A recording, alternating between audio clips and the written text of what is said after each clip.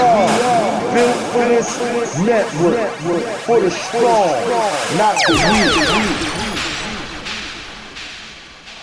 It's official. Style Guys is trending for the holiday season. Located 1252 Burnham Ave in Calumet City. Being black owned and operated with new items weekly, in store, and even online. And with over 50,000 followers online, you can't miss out. Sales going on till 2022. Like jogging suits, hoodies, t-shirts, Jordan Craig, smoke rides, crisp, sweaters, and so much more. So beat the lines and order online from Style Guys, 1252 Burnham Ave in Calumet City. Contact them today at 708-801-9481. Again, 708-801-9481. Or check them out from Tuesday to Saturday from noon to 7 p.m. or Sundays from noon to 5 p.m. Style Guys, 1252 Burnham Ave in Calumet City. Life, fashion, style. Follow some of the newest styles by Style Guys in Calumet City. Lock in The Style Guys on IG or look them up, thestyleguys.com. Gone wild. No escaping this. No escaping this. No escaping this. No escaping this. No escaping this. No escaping this. No one's ready to deal with us. No escaping this. No escaping this. No escape. No one's ready to deal with us. No escaping this. No escaping this. No escape. No one's ready to deal with us. No escaping this. No escaping this. No escape. No one's ready to deal with us. You are listening to the End of the Bench podcast on Built for This Network, hosted by my man HRap.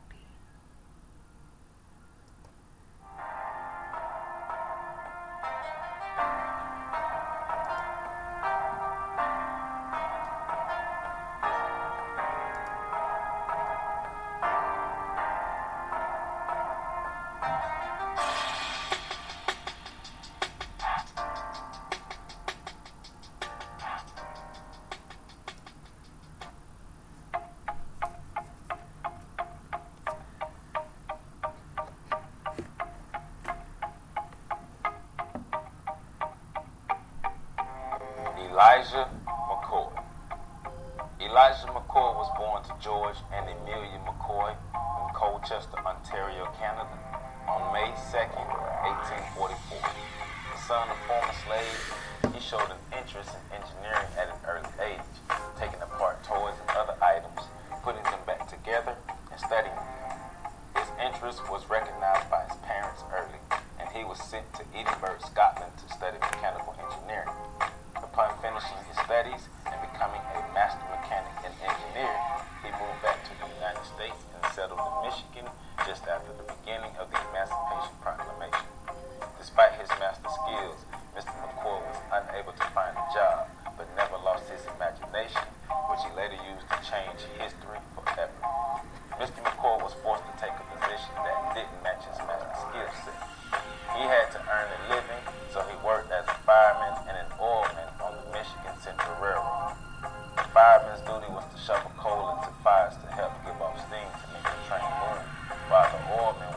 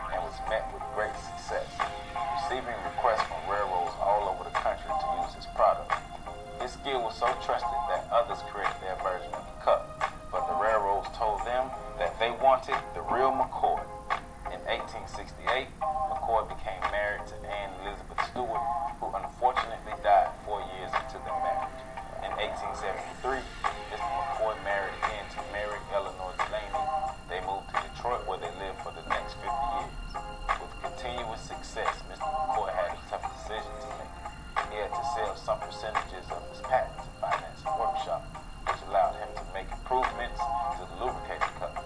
He changed the way trains were operated and made the ride shorter and more efficient. The lubricating cup was altered to fit other machines such as naval vessels, oil drilling rigs, mining products, and it could also be used in construction factories across the country. In 1916, he invented the graphite lubricator, which allowed superheated trains and devices to be oiled. And in 1920, McCoy started the Elijah McCoy Manufacturing Company, through which he upgraded and sold the graphite lubricator and other inventions. Using an idea he got from his wife, he created and patented the movable ironing board, and later invented and patented the lawn sprinkler. Mr. McCoy died in 1929, but left a legacy that will never be forgotten or underestimated. Our American railroad systems, American people, and travelers all over owe Mr. McCoy a debt of gratitude. He improved the way we travel by train and exist in our everyday lives. Mr. Elijah McCoy, proudly stand on your shoulders. For more information, please visit www.ontheshoulders1.com.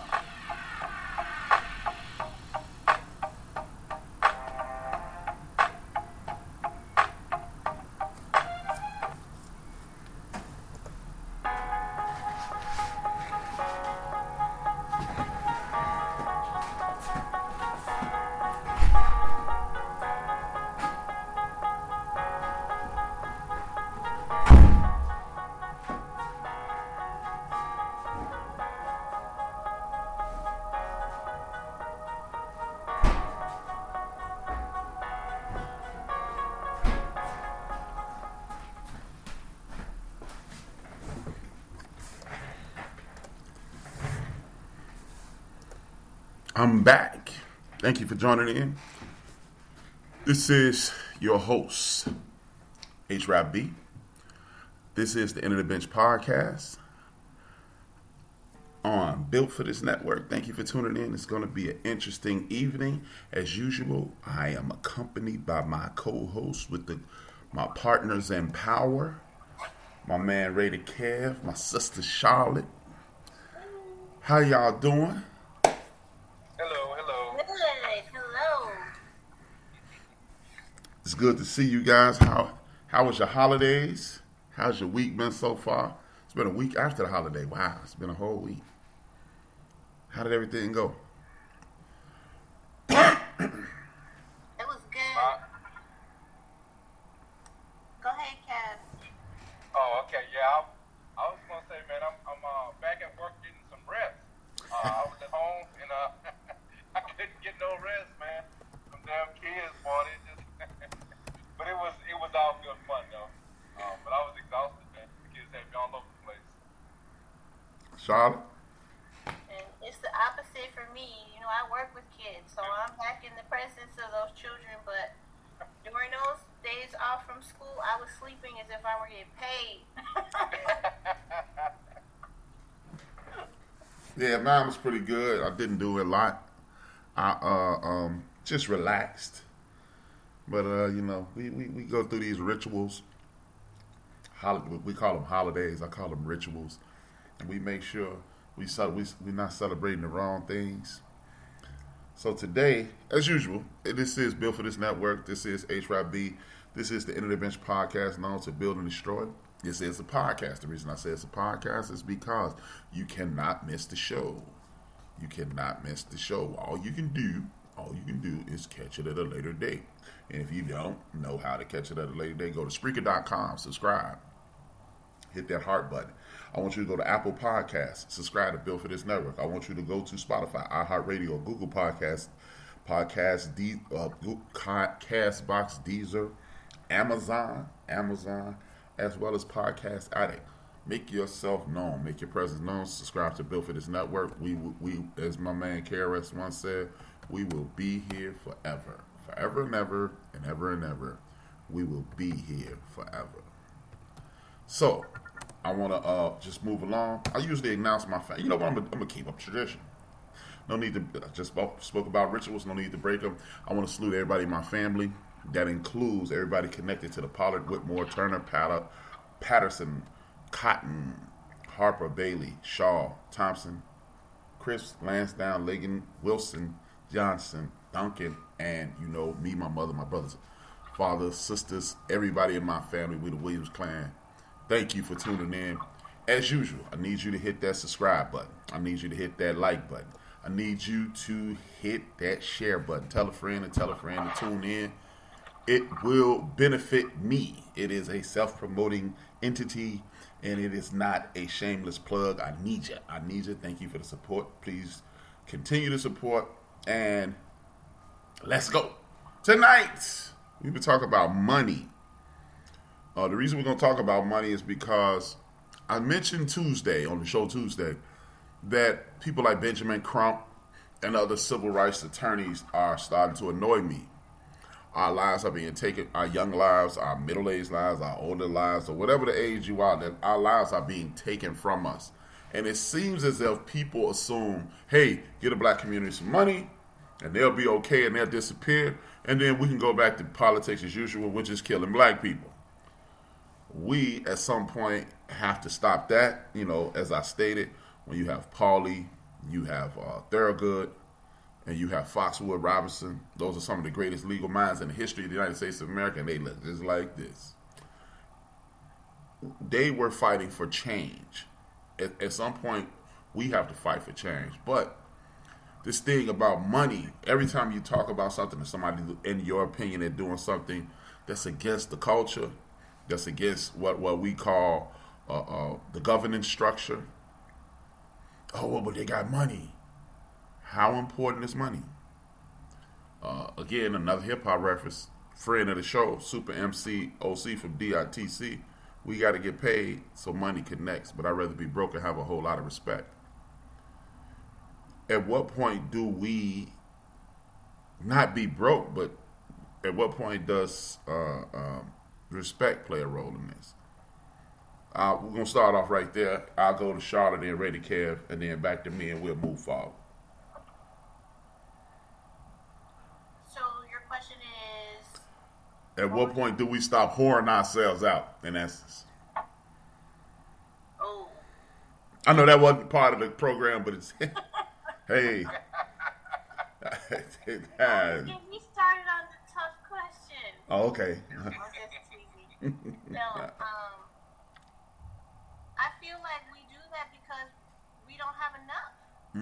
Like, I feel like if we're given our share to even begin with, right, of the pie, so to speak, then I feel like we wouldn't have to. We wouldn't have to do the hustle. We wouldn't have to do the struggle. We wouldn't have to, again, sell ourselves short for the almighty dollar, because we'll finally have what's ours. So I feel like until that happens, we're always going to be doing things and searching for ways to try to get that.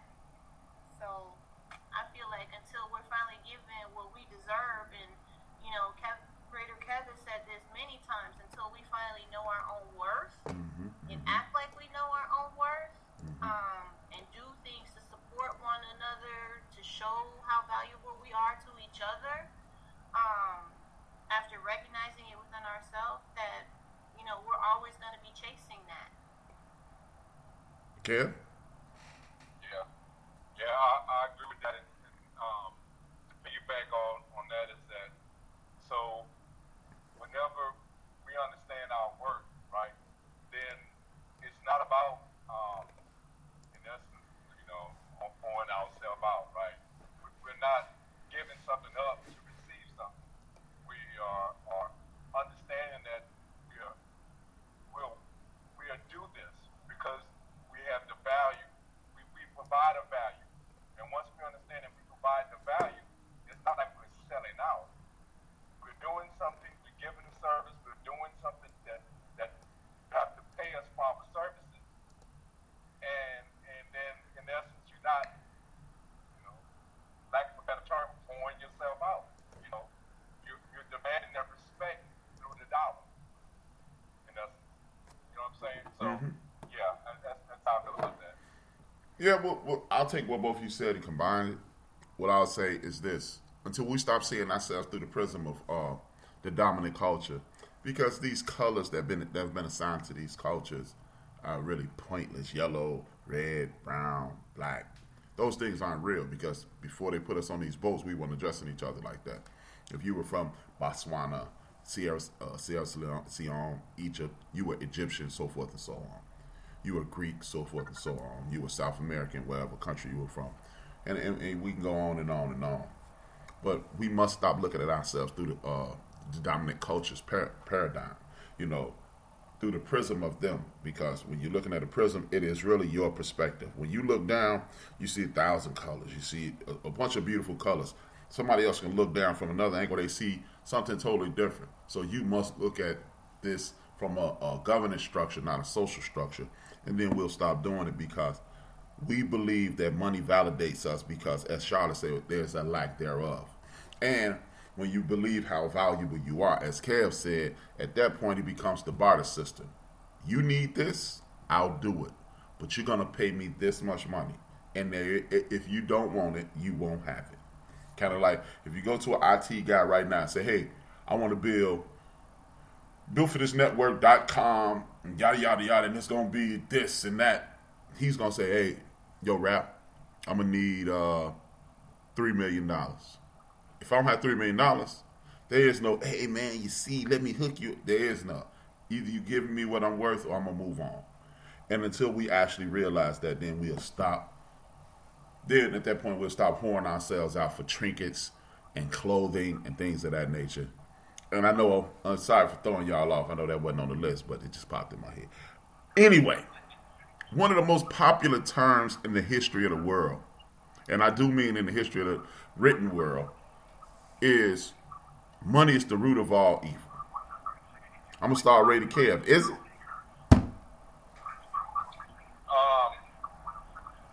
Well, I have a saying that I use whenever someone breaks this subject up.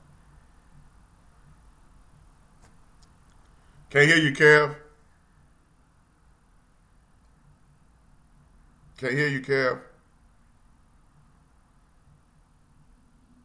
Well, Kev having technical difficulties. You go. Oh yeah, he dropped off. Me and you, Charlotte, until he comes back.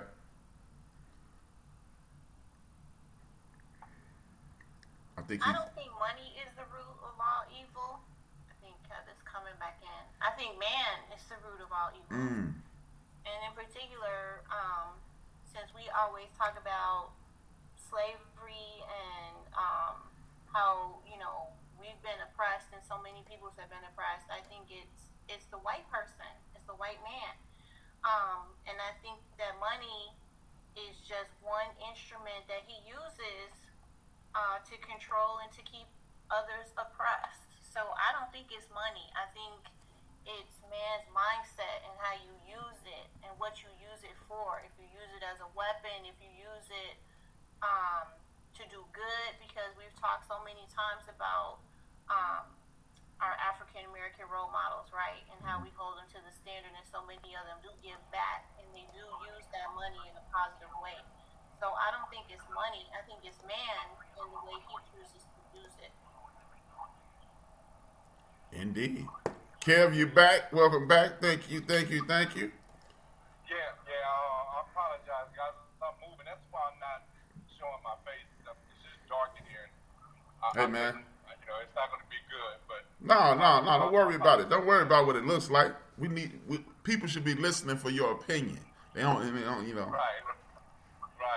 But what I was getting to was that, and I'm not sure how much I said because I was just talking and didn't realize that problem. What I like to recognize, or what I like to say when people ask me that question is, money isn't the root of all evil. Money is an identifier of who you are. Once you have money, all it's going to do is amplify what type of person you are. If you're a selfish person, that's going to be truly highlighted. If you're a giving person, people are going to recognize that. You know, so whatever you are as a person, as an individual, only thing I think money does is expose that, is amplify it. So it can be the evil. It could be the evil to some people if you're an evil person, because it's going to definitely.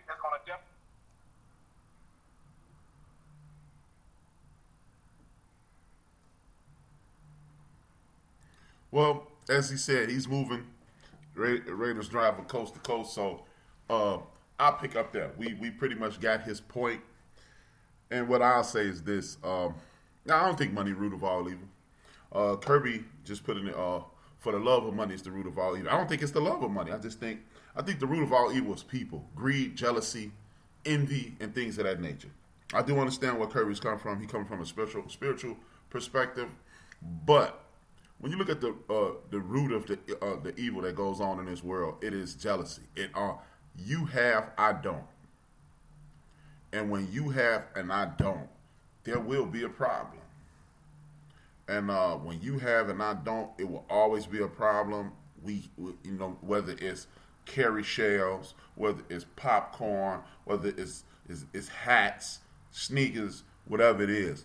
When you have and I don't, there's gonna be jealousy. And if you're a spiritual person, or if you're a religious person, or what have you, all you have to do is open up the Bible, look at the first chapter, and you see whereas Cain and his brother Abel got instruction from the creator of the universe. God said, I need you guys to do two things and don't kill anything. Abel did it. Cain didn't. Abel got praise. Cain killed him because he was jealous.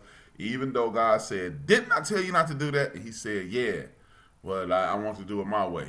And dude got the praise, and he said, bam, I'm going to do away with you because you have something I don't. And because he has something, his brother has something he did away with it. There was no money exchange, and there was jealousy.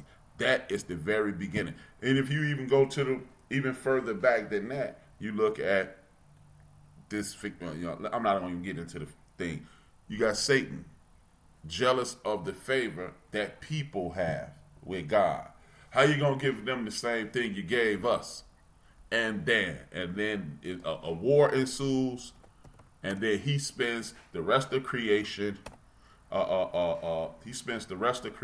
Attempting to destroy, according to the scripture, attempting to destroy the bond between what we call man and the creator of the universe. So when you're looking at it, I don't think it's money. I just think it's jealousy, and jealousy destroys friendships. Jealousy destroys relationships, and I think it's more a lack thereof. If I have and you don't, more than likely there will be a problem, and it could be anything. If any one of you, hey Raider, you can finish your statement if you like. Where did I leave off? It sounded like you were at the very end of your statement, and you said, damn it, I'm sorry, Raider, I can't remember. Money will amplify what is already in a person. That's my whole premise of that theory. I don't think money is the evil instrument. I think it just amplifies what's already in you. That's the way I feel about it. Okay, yeah. I mean, it, like I said, I agree. I totally agree with both of y'all points, but I just believe it's people and people alone. I mean, money is a tool, and when you have that tool, it makes things a whole lot easier. Definitely makes life a lot easier. Financial gain allows you to live in a way that most people won't. But you also have people who are jealous of people. They could be jealous of how many damn bags of potato chips you have. They could be jealous of how happy you are. You can have absolutely nothing. They can have way more than you, and they'll still be jealous. So I don't think it's the money per se. I just think it's the situation to whereas people just can't handle your happiness. But money is pushed out there. And I do believe the power structure puts it out there as the evil thing. I definitely believe that with the bottom of my heart. Because if I make you feel like having and wanting money is a bad thing, then you will allow me to continue to maintain at the top. And that's what I think,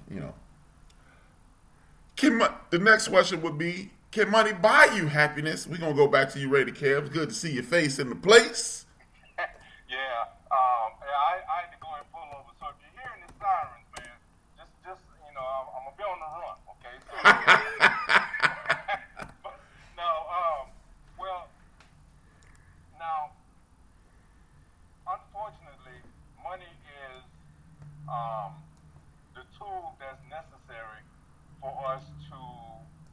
gather things, right?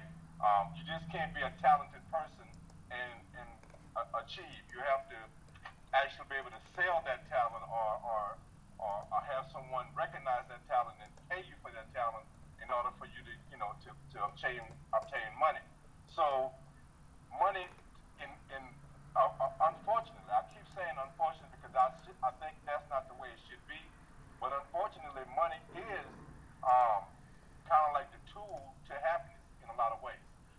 In some ways, not always, because I could be broke and still be happy. So I want that to be recognized also.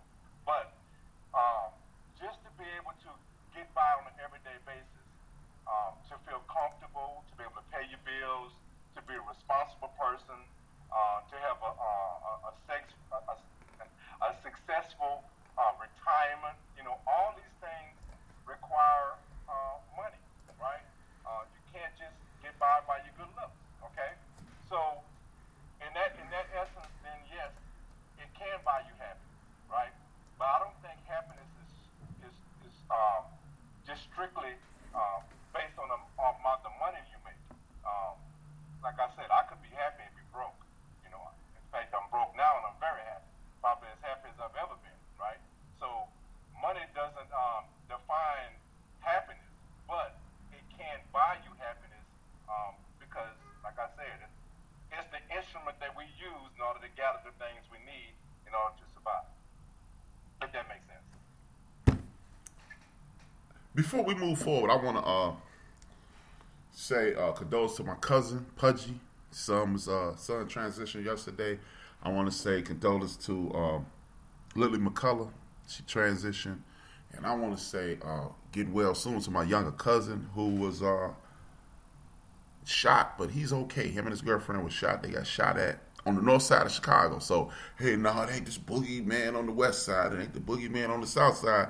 It's up there where the good folks at, allegedly. And I want to close by saying, get well soon to our brother D. Great.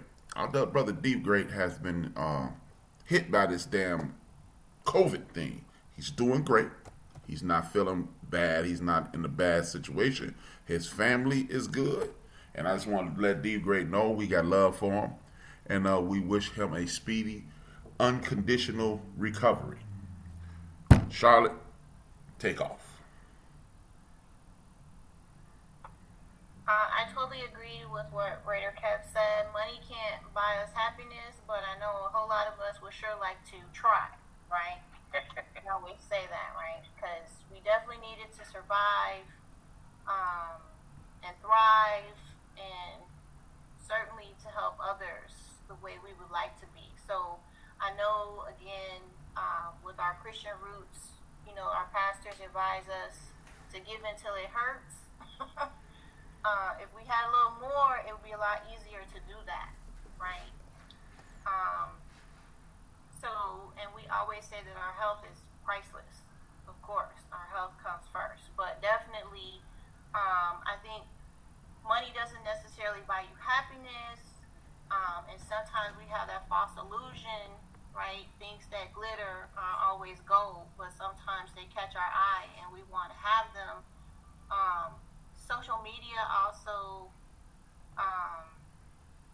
can be a negative thing. If you compare yourself to others all the time, you see what they have, you want what they have, right? So we talked about this before. People not having a lot of money, but using whatever money they do have on things like the latest Jordans, or keeping up with the Joneses, and you out of your income bracket trying to keep up with those other people instead of just being grateful and content with what you have. So it can have positive effects and negative effects, but I'm sure we all would like to have a little bit more, right, to be happier than we already are. Oh, okay.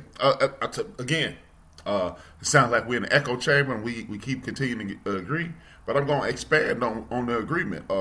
I totally agree with both of you, and basically both of you are saying things don't make you happy. You make yourself happy. Happiness is being happy is the foundation. And You know what? I'm not going to agree with you guys. Well, I'm going to kind of disagree. But I do believe money can buy you happiness, because if everybody who ever listened to this and everybody who ever going to talk to somebody about money, just take this in consideration. Traditionally, most people, again, if you're looking at the governance structure is how you see yourself. I see myself as a good dude. I see myself as a solid guy. I'm happy with who I am. I'm happy with where I live. Now, as Ray Care said, hey, and me and Ray Care are fishing out of the same pond. We ain't rolling like we used to be, but we still happy. Now, with that being said, I do believe money is the key. Like my man Kirby just sent me something that another friend mentioned a few weeks ago, Ecclesiastes chapter 10, verse 19, money answers all. And the reason I even bring that up is this. When people say money can't buy you happiness, you have to be happy already, but it can buy you happiness. You know why I say that? You happy, your base, your foundation is happiness, right?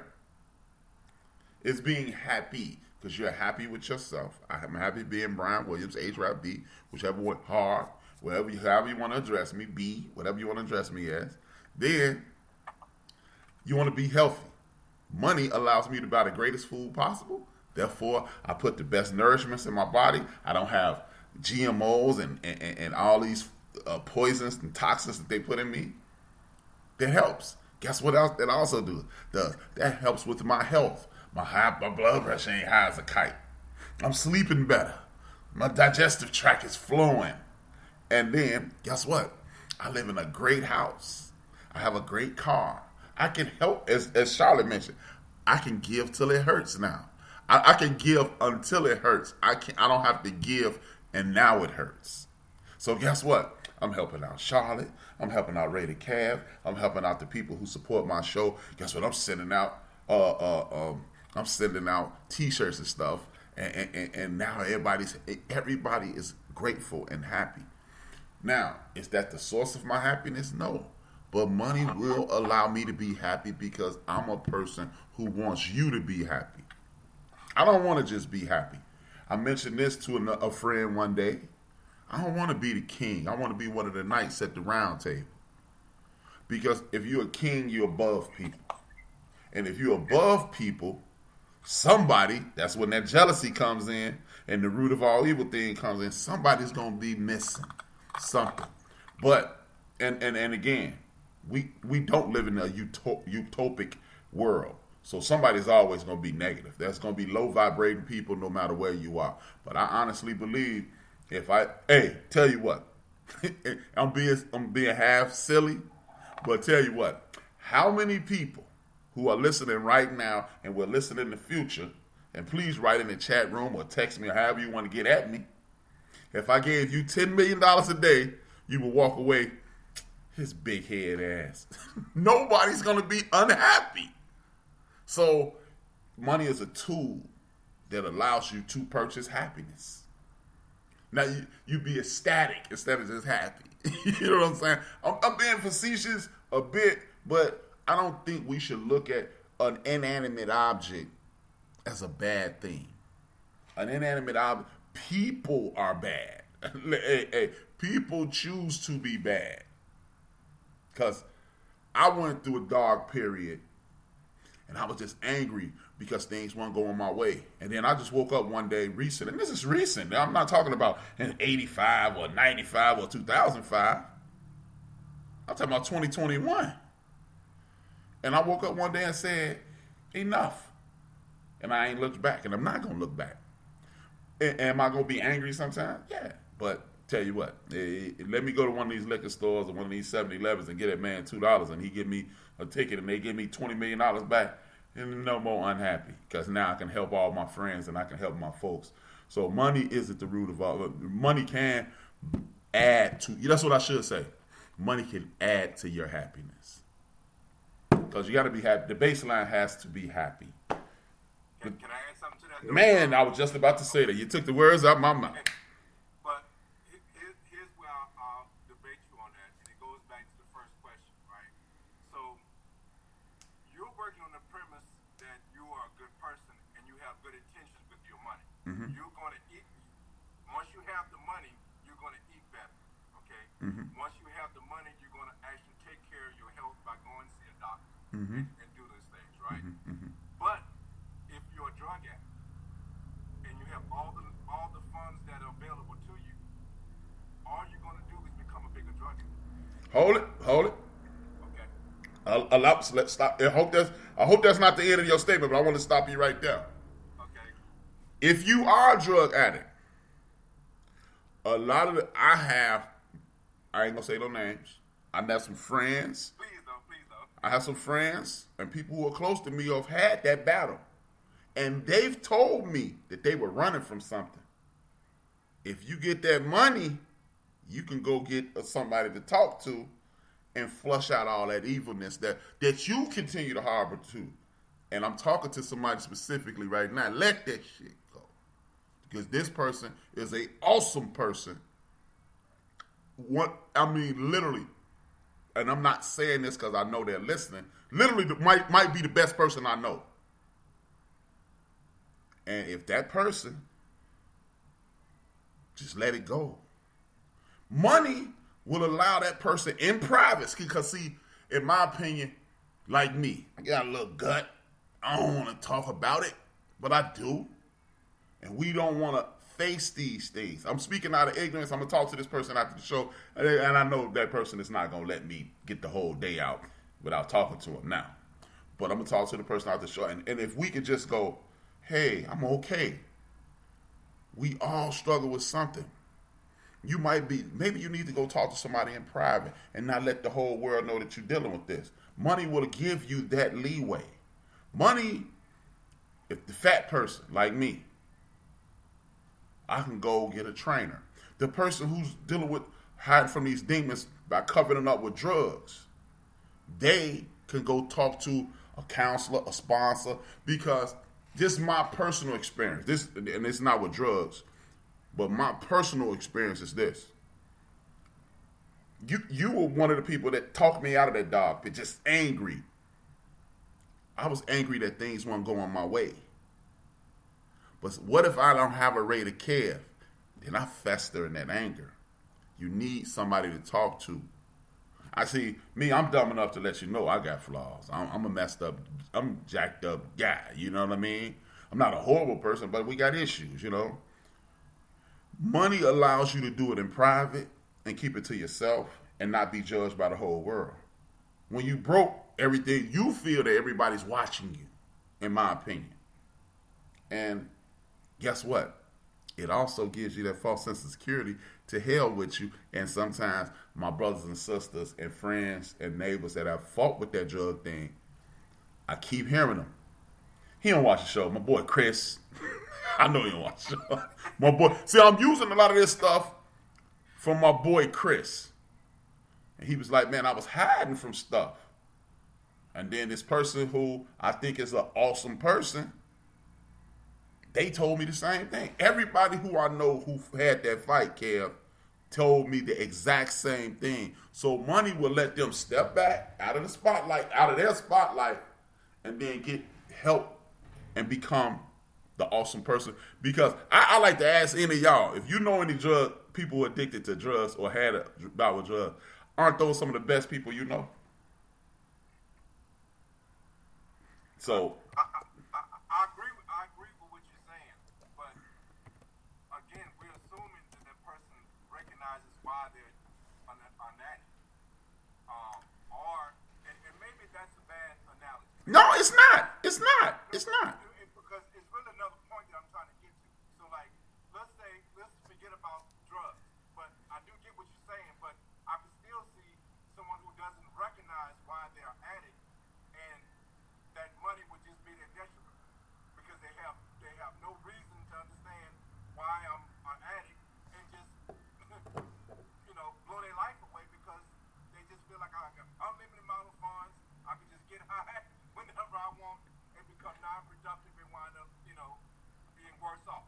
Okay, but let me use this as an example. Okay, what about if you are a gambler? Okay, let's say you're a gambler. Right? And you're chasing, because gambling is like a drug.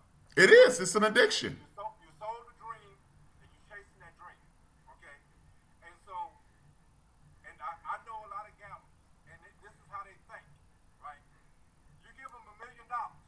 I could make 10. I can make 10. It's never gonna be enough. Okay. So they take that $1 million, you know, or everybody take a quarter of it. Go gamble. Blow it. All right. I see another chance. Blow that. Now you halfway through your money. So you know what? Odds in my favor, man. I know if I go back, I'm gonna hit it. Right. And you get down to your last couple $1,000 and say, damn, I gotta gamble now to get back to where I was. So sometimes you're always chasing that dream. Yeah, but you know what, Kev? Right. When they get to rock bottom or close to rock bottom, money might help them go. I'm telling you, I think that person is looking. I think, again, it's the social structure. When you look at the social structure, and you can jump in if you want to, Charlotte, the social structure tells us that we must have. And if you already have, of course, that person, we're going to get some people that's going to jump off the deep end. It's inevitable. Just like, hey, man, you get somebody we can get somebody $10 million and they're going to go rob somebody. They're going to go snatch some old lady's purse. So, it just is what it is. It's just the way the world works.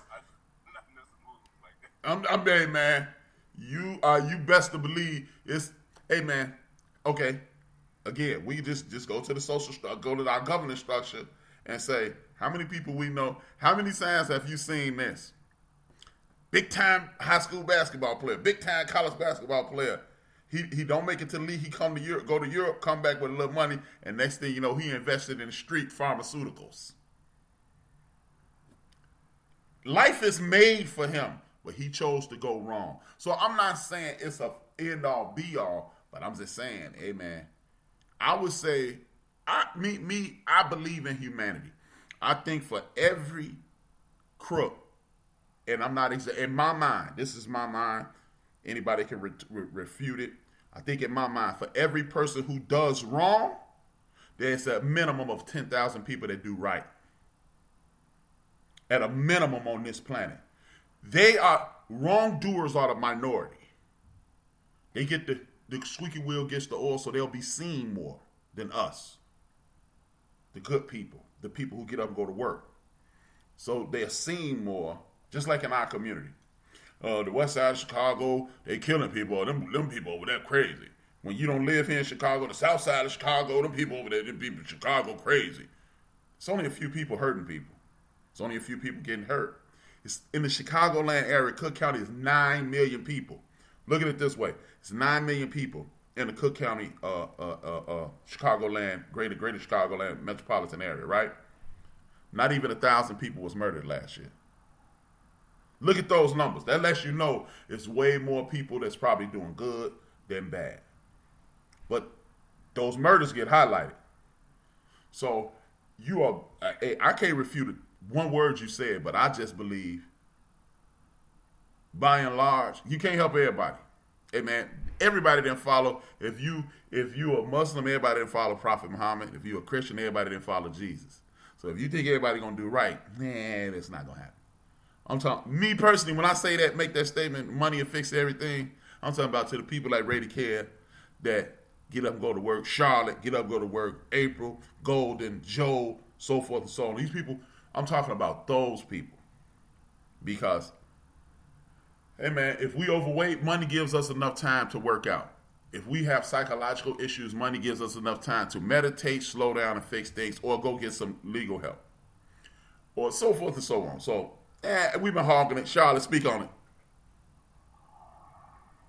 I'm going to take your line and say, I agree with both of you. However, I'm going to turn the spotlight back on things that you both said. So, Raider Kev said, money's going to amplify the type of person that you already are, right? So, obviously, I'm thinking about the positive people that Brian had mentioned, and he also said that people who have happiness as their foundation, who then get money, will do good with it. So both of you have made that point with money, and so I think it's the same thing, right? Like all these people who hope and wish for the big lotto, right? How many of them have blown their lottery jackpots because they went crazy with it, right? And so I think that goes back to what both of you said. Obviously, if you're spending all of that money that you dreamed of for so long, and I think it's the same thing with gamblers, they're searching and they're looking for something that they don't have within themselves. And so they spend that money on these things, thinking these things are going to make them happy, right? The gambler keeps thinking, if I get more money, I'll be happier. If I get more money, I'll be happier. So they're willing to risk that money that they already have, constantly reaching for that next big jackpot. And I think people in society are like that too. I know myself. Okay, Amazon is a very dangerous thing for me. If I'm upset, if I'm feeling sad, if I'm feeling mad, boy, I'll be in that cart so quick you just don't know. Okay, so I know that's a dangerous thing for me. When I do that therapy shopping, I'll be like, okay, I don't feel good. Let me go buy me something to make me feel better, right? Knowing as a spiritual person, that's not going to fill that hole. I'll be right back. I'm listening. Okay, it makes me feel like I'm going to fill that hole. So that goes back to exactly what you said, right? It's going to amplify that thing that's missing within those people. So I feel like drug addicts, gamblers, all of us that have our own, our own flaws, those character flaws within ourselves, it's because we're missing something. And so we're always thinking, okay, this next big bet is going to get me out of that thing that's missing. This next drink, right, is going to get me over what I'm upset about and what I'm missing. And I feel like that's what it is. And then that's what I was meaning when I said we pay so much attention comparing ourselves to everybody else. Because again, it goes back to what Raider Kev always says, we need to find value in our own self. If I'm busy being grateful for what I already have, I don't have time to look over and see, oh man, Brian got a new truck. My truck is 10 years old. Raider Kev got this new outfit. Man, I haven't gone shopping for an outfit that looks like that for a long time. But I have clothes that are clean, right, that I can put on every day. So again, I think both of you are right. If we had money more than what we have, that makes us more comfortable and we're able to share it with other people, we're able to do good with it, I think that's a wonderful thing. And I think it's evil when both of you had already said it. If you're not happy yourself and you're constantly looking for that thing that's going to make you happy, until you find out within yourself what it is that's making you unhappy and you fix that, money is just going to be a negative thing for you because you're just going to keep on trying to look for that thing that you need to fix inside of you. And then, I feel like those of us, I already know if y'all keep me away from Amazon and I get a little bit of more money, I can put it towards good. Keep Amazon away from me. But yes, I always say that. God shows us things. He shows us. And there are so many gospel songs, and if you really just listen to the message that says, there are so many people who are worse off than we are right at this minute, who wish they had what we have right now, and we just be grateful for that, right? We would realize just how truly blessed we are. So if God gives us even more, that brings me to that other saying, right? To whom much is given, it's our job to help others, right, with it as well, right? And so I think you're both right on this point with the money, and you both had already addressed that earlier in the conversation when talking about it amplifying who you really are, and then using it to help others, and it can be a good thing. With that being, mate, you know what? That takes us to the next question. But before we go to this next question, we're going to have a word from our sponsor.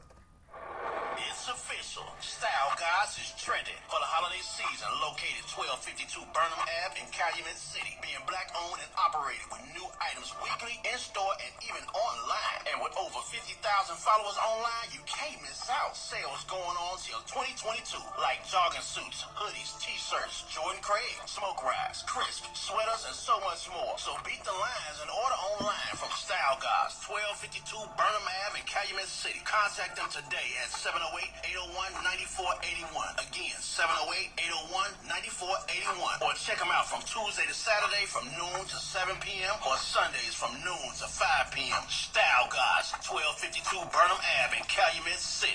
Life, fashion, style. Follow some of the newest styles by Style Guys in Calumet City. Lock in the Style Guys on IG or look them up, thestyleguys.com. Gone wild. And we're back. Style Guys. But you made a statement right before we left. You made a statement of too much is given, much is owed. With that being said, it was the perfect segue into our next question. And the next question is it a such thing as a sellout for money? I'm going to go right back to you, Charlotte, then to you, Kev. I think we've all seen people or have people in our lives who definitely seem to sell their souls, right, for that dollar. Definitely. And it doesn't matter what income bracket they're in. Always looking out for themselves. We've talked about that before, too. I think we need to go back. And that's why I love your show, Brian. And I always learn from you and Raider Kev, I'm telling you, in terms of educating our community and lifting each other up and getting out of this mindset of me, I. And it goes, I think it takes us, again, back to the first question, right? What are we willing to do for money? And, you know, there are a lot of people, unfortunately, who maybe don't recognize that the system is rigged for us, right? And we're only going to get so high and get so far unless we start doing our own. And they're willing to do anything to get it. So I think so, for sure. We definitely see a lot of celebrities, we've talked about them before, that we're disappointed in because they don't seem to be willing to help our community or to, you know, better our people. It's just all about them and what they have. So I definitely think that there's such a thing as sellout. Definitely. Kev? Yeah. I might hurt some feelings when I say this, but I have to qualify it first because it's not as bad as it sounds, right? But I think most people are sellouts. I'm a sellout because the last thing I want to do right now is drive this truck. Okay, but I have to do it in order to get where I want to be. Okay, so I'm selling out and doing something I don't want to do in order to achieve what I want to achieve. And in essence, that's being a sellout. Because if I really was true to myself, I would find something I'm passionate in, find out how to monetize it, and then go that way. But I took the easy way out, a familiar way. I've been doing this for over 30 years. So instead of, you know, getting off the plantation, I stay on the plantation, do what I don't want to do, sell myself out in order to get to where I want to be because that's something I can see, right? But if I was true to myself, I would actually find the things that I'm passionate. I know the things that I'm passionate about, and I know how to monetize it, right? But, well, I don't know for a fact, but I have an idea of how to monetize it, right? But it's always bad timing. I just need this, I need that. So I sell myself out on a daily basis, right? And I think that's the unfortunate thing. And when people say money is the root of all evil, I think that's where that premise comes from. Because money is a tool we need in order to survive. That's what we talked about earlier, right? So people say, okay, well, I have to do something to obtain money in order to survive. So what can I be comfortable with doing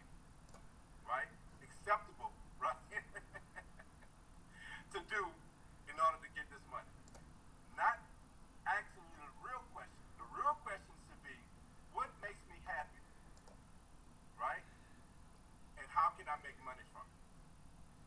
That should be the real question. You know, one of the things, like right now, I'm having discussions with one of my granddaughters who's going to college, and well, she's actually not. She's dropped out because of the pandemic. But I'm trying to get her focused on going to school, not because of money. Going to school to find a passion. What are you passionate about? And then take the courses that will help you monetize that passion. But it's so difficult because everyone sees, look, if I get X amount of money, I can get this type of house, I can drive that type of car, and then, you know, I'll be happy. No, you're not. You're not necessarily going to be happy. You know what I'm saying? So, in essence, unfortunately, I think we are, you know, most of us are sellouts.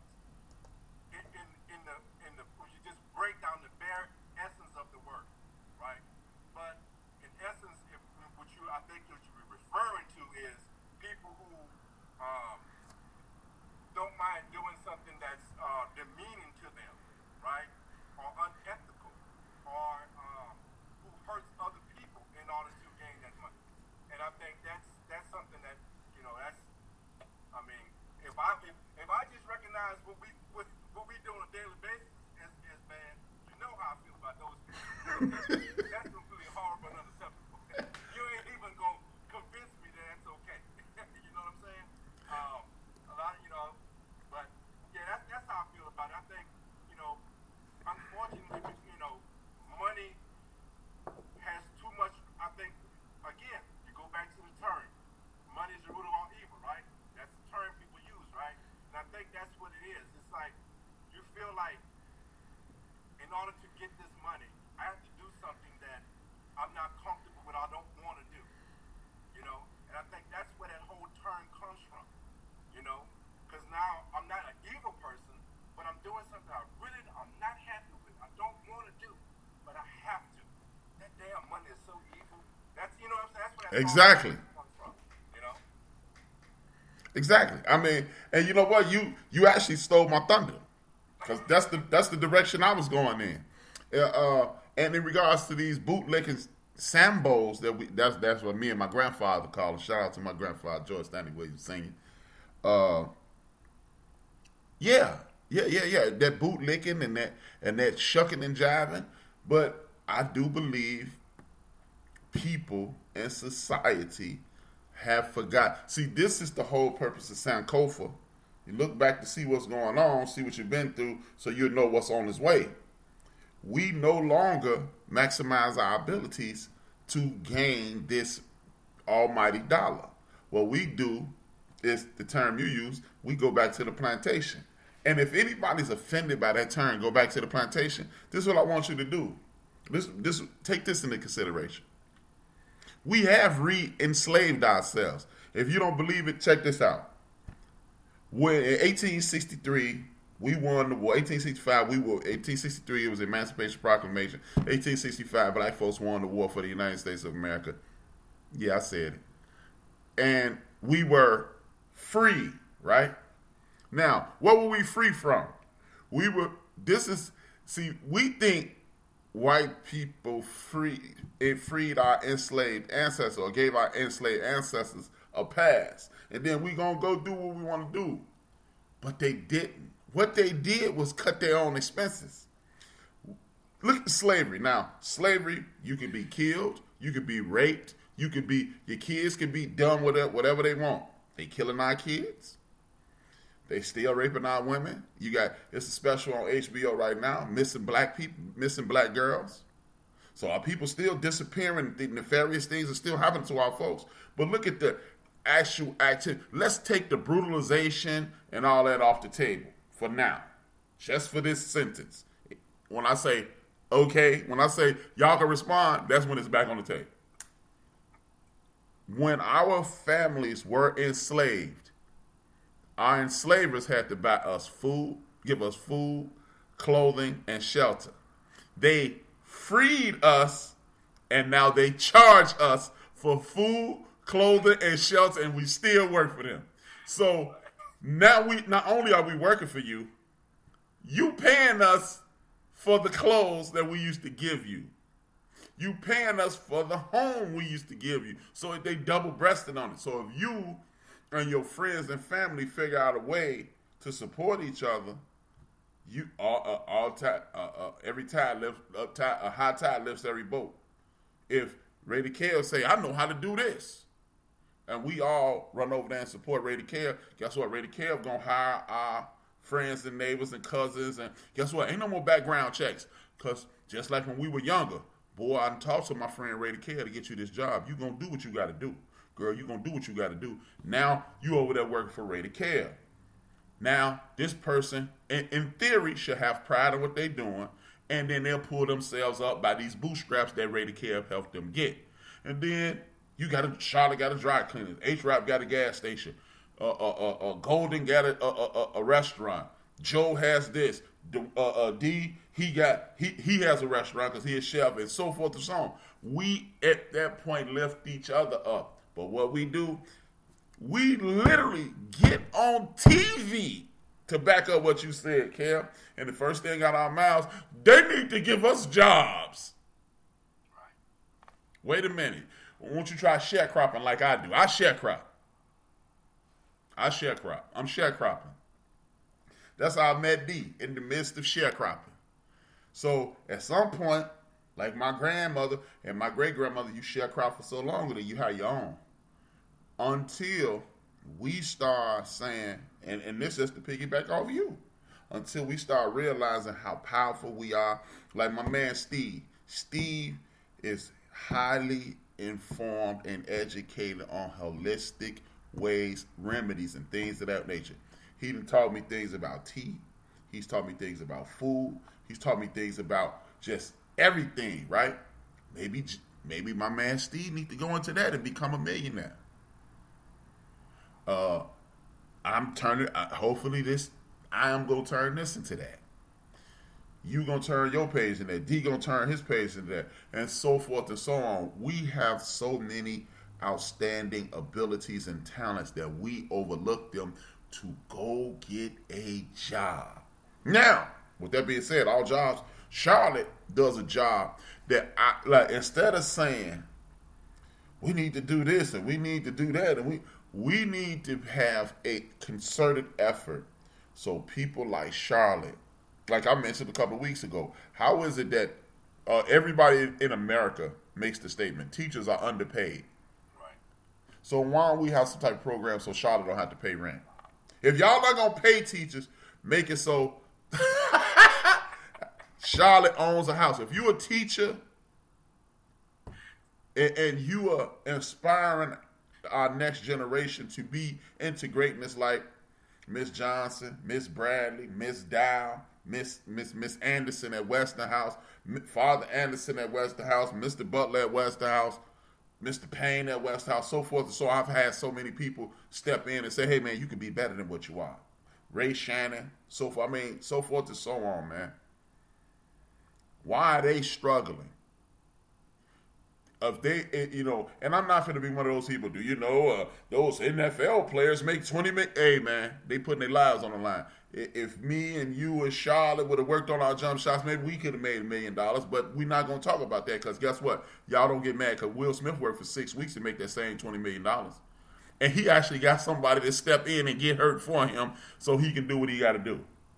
So this is where it goes back into, hey, man, when you have, you can turn and help. Instead of, oh, man, I wish I had. Did you see that new car Golden Brooks got? She got the new Lexus 400, blah, blah, blah. I ain't got nothing but a 1919, get out and push. Like Charlotte said, but it's a dude and a woman. It's a man and a woman standing on a bus stop. They would love, because like, hey, again, I always quote my grandfather, rubber on wheels beat the hell out of rubber on heels. So, you're right, and we do sell ourselves short. And in regards to those Sambos and those bootleggers, again, that goes back from goes right back to the social structure and the governance structure. You believe that if you sit on TV, yeah, I'm talking about him. You sit on TV and you have your nice shirt on, or your nice suit on, and you look up the thesaurus right before the show come on, and you throw out pontificate that people think you smart, and you've tricked a bunch of people, and now you're a millionaire because of it.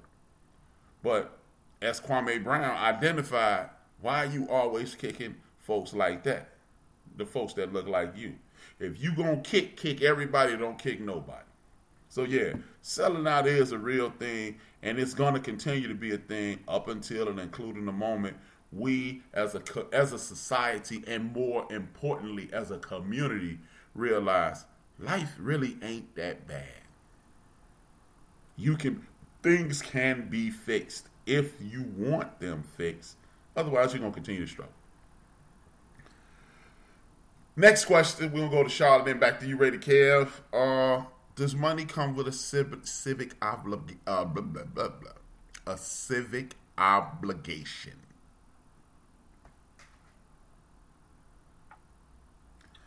I'm just going back to when I said that we need to go back to the village and helping out each other. I don't think it necessarily even matters that you have a lot of money. I think, yes, it is our civic responsibility as a human being who has feelings to want to help out their fellow human, that fellow person. So one of the things I teach my kids, my students, for those of you that don't know, I have 7th and 8th grade students.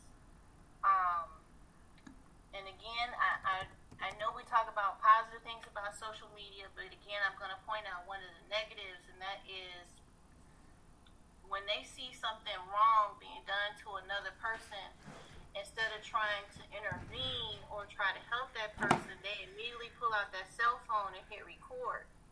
So one of the things I'm constantly telling my students is that's a bystander. And I'm trying to teach them we don't want any more bystanders. We want upstanders. We want somebody that's going to do what's right, right? So instead of pulling out that phone and hit record, you need to leave that phone in your pocket and go help that person. Or even if you're afraid to do it yourself, then use that phone to call 911. Do something. But don't just sit there and hit record so you can, put it on social media. Oh, look what happened. Look at this fight. Look what's going on over here. No, help that person. And so I feel like money is a civic responsibility. It's a social responsibility. It's a human responsibility. Brian, something that you said that you did and you have me doing it is anytime we have singles, you said you put it in your visor. So when we pass people in need, we can share that. And I started doing that. Every time I get singles, I put them up there. I may not see somebody every day. Or maybe in one day, I may see 3 or 4 people in a row. Well, I have them. I'm giving them to them. It doesn't hurt me. I'm so grateful that I have it. But to that person, like tonight on the way home, this man was out there, and I know he's out there all day. He was genuinely grateful. Thank you so much. God bless you. I'm so grateful for $1. You know what I mean? And that didn't hurt me. But to him, it meant the world. Maybe that's the only $1 he got today. So again, and I feel like, yes, and this goes back to our early conversation, I feel like the more we have, if we're generous, and I don't know how you cannot be generous, how can you walk past somebody when you see somebody in need, right? Then we'd be able to do even more. Like, that's a soft spot with me too. Homeless people, I mean, I have been not even in a situation anywhere near as dire as that, just camping, right? How good do you feel when you're able to come home and get in your shower and have a nice hot shower with your soap and your shampoo, and you can spend 30 minutes, 40 minutes, as long as you like. That's such a luxurious feeling when you don't have it and then you come and get it. So if I have it and all my loved ones know it, and I'm going to share it with you, for maybe you don't know me so well yet, but if I have it, you have it. Mm-hmm. And I tell my students that at school. My students come from low-income families as well. Sometimes they feel the need. Maybe they see something on my desk. It could be a candy bar. It could be a pencil. It could be an eraser. They take it, right? Because they don't have it. So one of the first things I tell them is you don't ever have to take something from me. You just need to ask me. And it's yours. If I have it, you have it. So I definitely feel like money, no matter what your income bracket is, right? Because they always say the poorest people are the most generous people. People who don't even have money. Okay, maybe they have 2 apples. They are genuinely the ones that say, here, I have 2. You want one? Anytime we see those pictures or we know those people. So I personally, for me, I definitely feel like it's an obligation as one human being to another. Ready, Cam? Yeah, it's not much I can add to that. That's like 90% of us, right? 90% of us fall in that bracket that we have the means to do something. It might not, a lot of times people say, well, I don't have enough to change the world, but you can make a difference in one person's life, like Charlotte said, So, there's nothing much I can add to that. But what I will talk about is that 10%, right? The people who have an abundance, right? Actually, 1%. Well, 1%. Okay, yeah, I was being generous. Okay. Yeah. The 1%ers, right? I think they have a huge obligation for quite a few reasons, right? Just based on what Charlotte said, if you're a good human being, if you have the means, you should want to share. You should want to bring some people up. I've used LeBron as an example of things before, and I'll use him again. He has an abundance of resources, and he doesn't just give out that money to say, here's 40,000, 50,000, 100,000, whatever, right? He helps people to understand how they can grow and better themselves by opening up schools, by bringing up the people that helped him, So it multiplies itself because of his actions of trying to involve people and make them better and help them to learn to monetize and to be able to get things, in their favor. But here's the other thing too.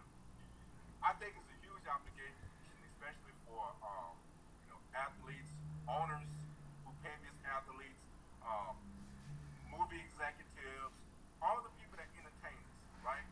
I think they have a huge obligation because without us, there is no you. So how can you say, hey, I got mine, you better get yours? No, you got yours because I gave you mine. Okay?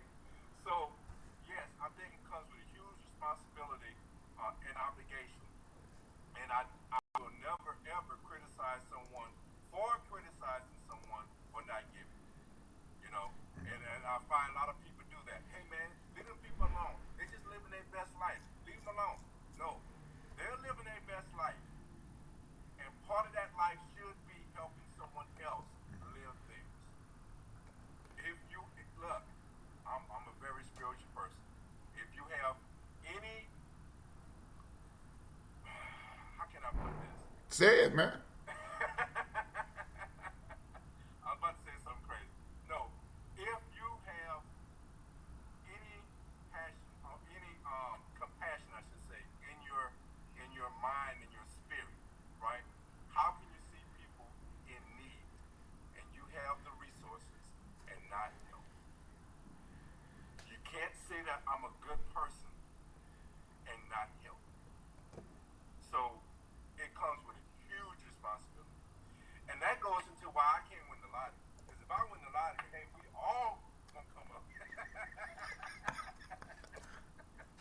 I say that all the time. But yeah, it comes with a huge responsibility. Yeah, I totally agree with both of you. I'm gonna take it even further, man. Like you said, like I used to do a show with these other guys. It was called the Jaw Jackers, and they was like, "Hey, man, these guys, you ain't helped them shoot no jump shots." And that's some lyrics from this dude named Drake, this entertainer by the name of Drake. You wasn't there in the gym helping with the jump shots, and that's the problem. But like you said, if we all just imagine if everybody who go to football games, basketball games, hockey matches, tennis matches, open up a book club, what good would them damn jump shots be good for you? They wouldn't be. And like you said, man, everybody owes. And that is why, thank you for bringing that up, Shaw. That is why, even though I kind of feel, cause you got to be convicted, you hit me in the heart when you said because this dude walked up to me today and said, I had $1. And I felt, I'm going to be honest, I ain't give him the $1 today because he lied. He was like, hey, man, hey, help me feed my family. I'm like, if he just asked me for the $1, I'd have felt bad and gave it to him. I'm like, knock it off, bro. But I was wrong, and I feel bad. But that's why I do that, man, because I'm going to share a little bit with y'all. In July, I was in a horrible car accident. Put me in the hospital. I'm back. I still struggle with back pain as I speak. My back is hurting as I speak. But my life's better than 99% of the people that live in the United States of America. I wake up and look at Lake Michigan. And I'm not bragging. I'm not bragging at all. I don't live in a penthouse or nothing, but I wake up and look at Lake Michigan. I see the sunrise every morning. I have a nice vehicle. Hey, when I told y'all 1 second, I forgot to turn these beans off in the slow cooker. So I'm not bragging, but my life is awesome. So that's why when I do what I do and I have singles left over, I put them at the top, and that's why I give them away. And I don't, and I just laugh at, right? See, this is the ignorance of the world. It entertains me every single day. White guys look at my face and they go, black guy, he ain't gonna give me nothing. Some black guys look at my face, say, black guy, he ain't gonna give me nothing. And I don't. I'm not offering you any money. Just like God said, ask and you shall receive. If you don't ask for the money, you won't get. They'll look right at me, have a sign, they'll hold their sign down and walk past me. And there's been times where there's been 2 homeless people on the same corner. And the second dude will go, hey, got some money? I'll let the window down and go, here. Just like yesterday, the little bucket guys. I had $5 on my visor, a $5 bill. I don't even know why I did that. I was like, and I tried to throw him the 5. It blew back in my car, and I said, hey, man, it's over here. And I threw it in the grass on Stony Island. And he was like, thanks, big homie. So, I mean, I'm not rich, but the fact that I can throw $5 at a young brother who's trying to hustle up on something lets you know my life is good. And that's why I said when I was going through that dark period, my man Steve, my man Ray the Kid, my man Big Illinois, they talked me down. But I still, and it wasn't like I was suicidal. I was just angry, like, what, my back? And I'm pissed. Because I'm like, what did I do to deserve this? But at my worst, I was still doing better than most. So that's why I say you do owe. And not just, Ray the Kid touched on these people in Hollywood who we make them $700-800 million when we go see Black Panther. Some of us go see it 4 or 5 times. When we pay these, even though we sharing passwords, when we pay Netflix and we pay Hulu and we pay these things, we making them millions upon millions of dollars. So you damn right. That's why I like to see that Felicia Rashad and the brother Denzel Washington help pay for Chadwick Boseman's education. And I like, as Kev said, I like to see LeBron not only helping children, but he helping getting their parents' GEDs.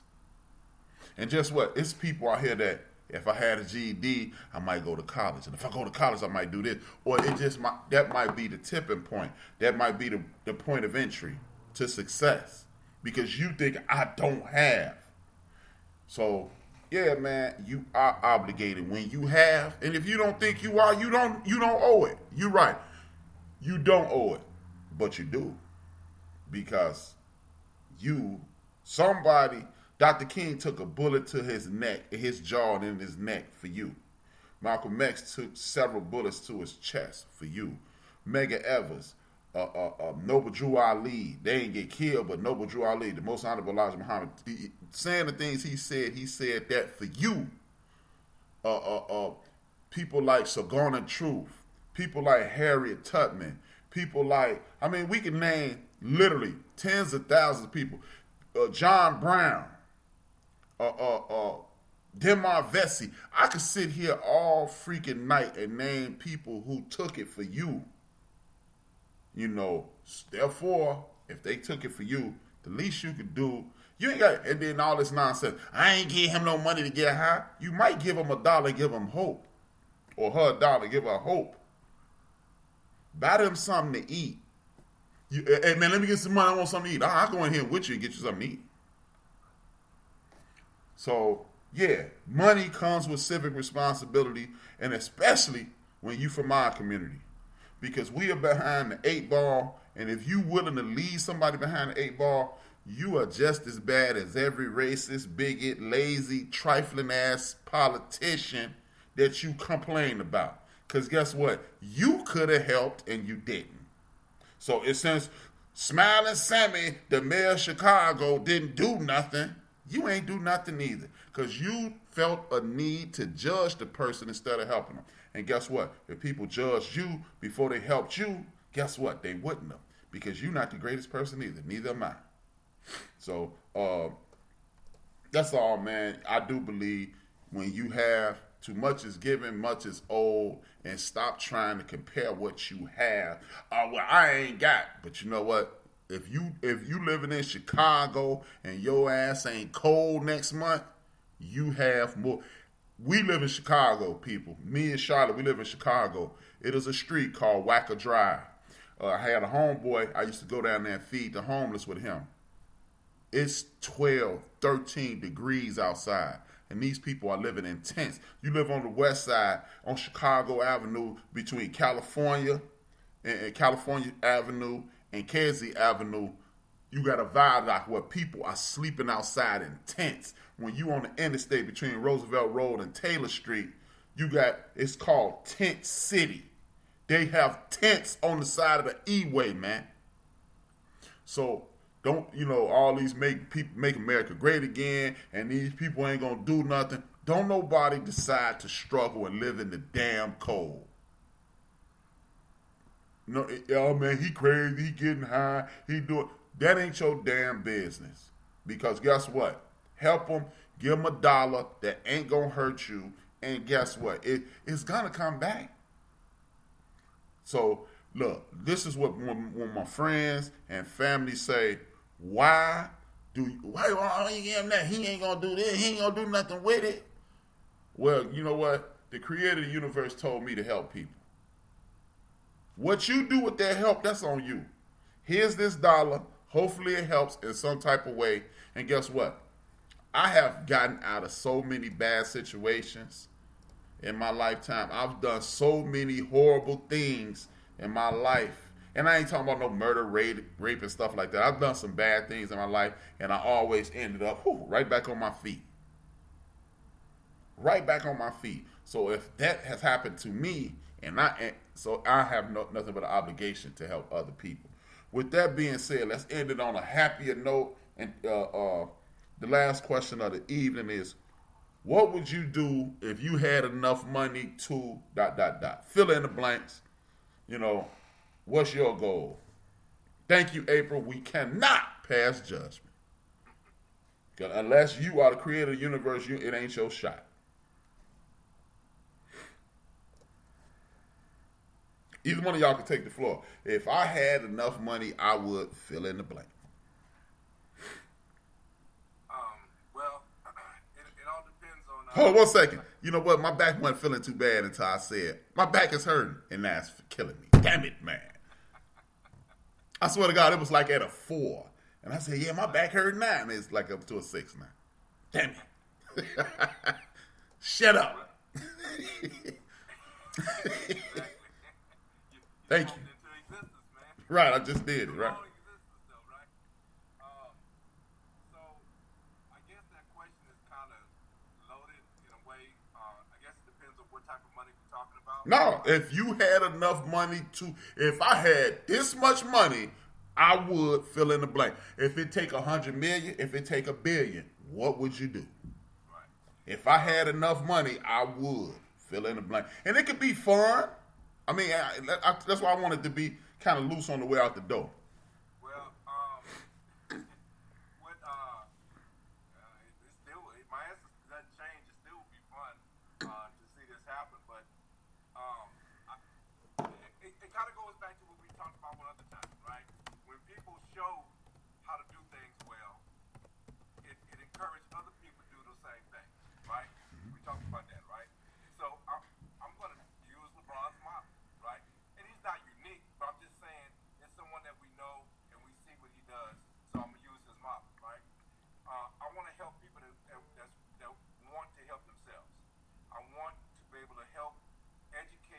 children. So one of the things, and I got a good friend that spoke about this the other day, and so I'm not really stealing it. I'm just kind of agreeing and identifying that it's a good idea. So what I would do is, I can't say this with a straight face. Okay, it was HRap. What I would do, one of the things I would do is not only try to offer education, a quality education to our children, right? But also, if it's either included in school curriculum or outside, like maybe a Sunday class or a Saturday class or some other way, but teach them our history, teach them what we are about, right? Because like we've always talked about, once we know what we are capable of doing, then you can project yourself as being something great. If you see greatness in your past, you can see yourself as being great, right? So first thing I would do is educating of our children, right? Giving them the opportunity to grow and understand their history. I think that's extremely important for our prosperity, right? As a community, right? Next, I would really, truly, once again, we're gonna steal some ideas, right? Our teachers, we need to really, really give them an incentive, because it's not just the teachers that we have, but if we can truly recruit some of the greatest minds to actually share their knowledge, man, how can our community would just grow, right? So I would use money to help recruit people that can really emphasize their characteristics or their skills and project that to some people who are who are like-minded but need to have that extra tutelage, right? I would help our people with housing. I think that if we are able to have a safe place to live without putting us in debt, without making us feel like we have to be slaves, right? That would promote happiness, right? Isn't that what we're talking about? Trying to be happy. How can money help us be happy, right? So I would definitely focus on trying to give us fair housing, right? So being educated, give us fair housing, good education, right? And once we do that, we can explore so many other avenues that we haven't even discussed. Travel, all the things that we don't even think about because we're so bogged down with this plantation. Okay, we can actually expand our mind and think about things that truly make us happy.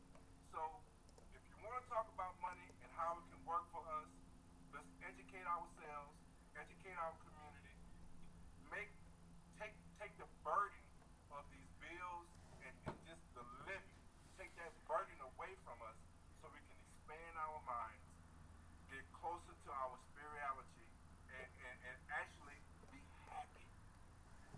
My man. Use that money to promote happiness. Before Charlotte goes, this is what April put in here, and I'm for to help her get what she want. I know she can get it. April put, if I had enough money, I would open and create a center for boys and girls, teaching them etiquette, economics, and life skills.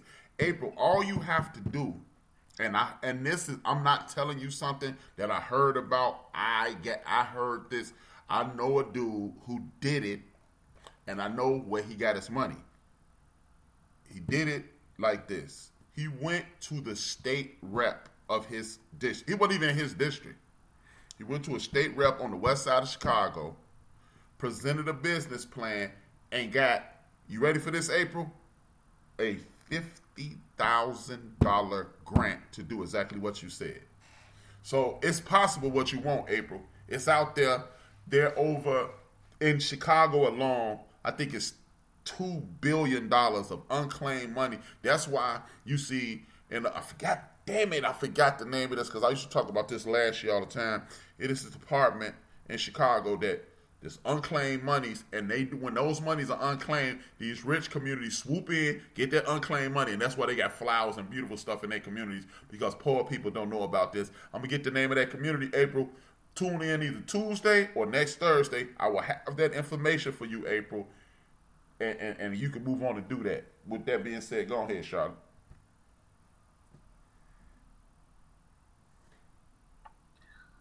Okay, so my prayers tonight is gonna be, Lord, hear and listen to Greater Kev, get that money, cause teachers love people who support us, and I just love it.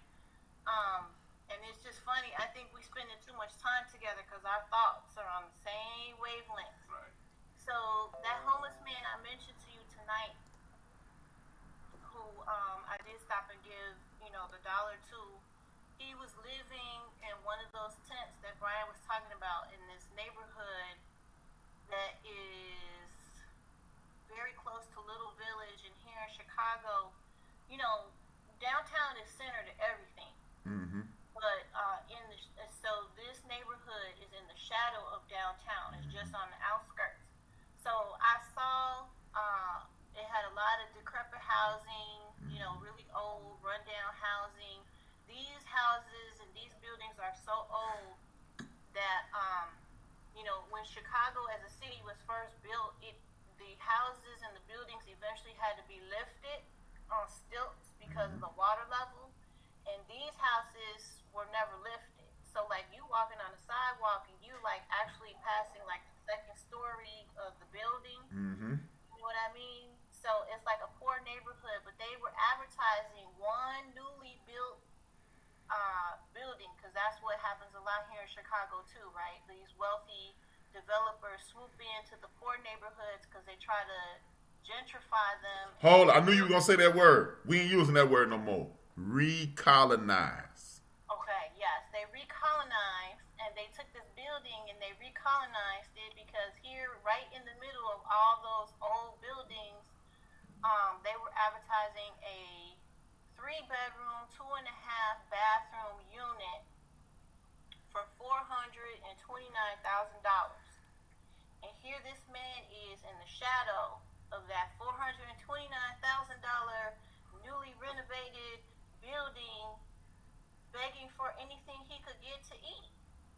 And it's like a little city right there. Mm-hmm. So if I had enough money, and with this being the wealthiest country in the world, and Chicago's homeless population is all over the city. Like Brian said, it's not even just one tent city. It's not just on Wacker Drive. It's all over the city. You can drive, and under all of our expressways, you're going to see at least 2 or 3 tents. That's a problem. And our veterans come back, and they don't even have housing. So if I had money, I would buy up all these $1 vacant lots, because the city, that's what they do. They also sell lots in these neighborhoods that haven't been recolonized yet, and they sell them for $1. And we could build something on those lots, right?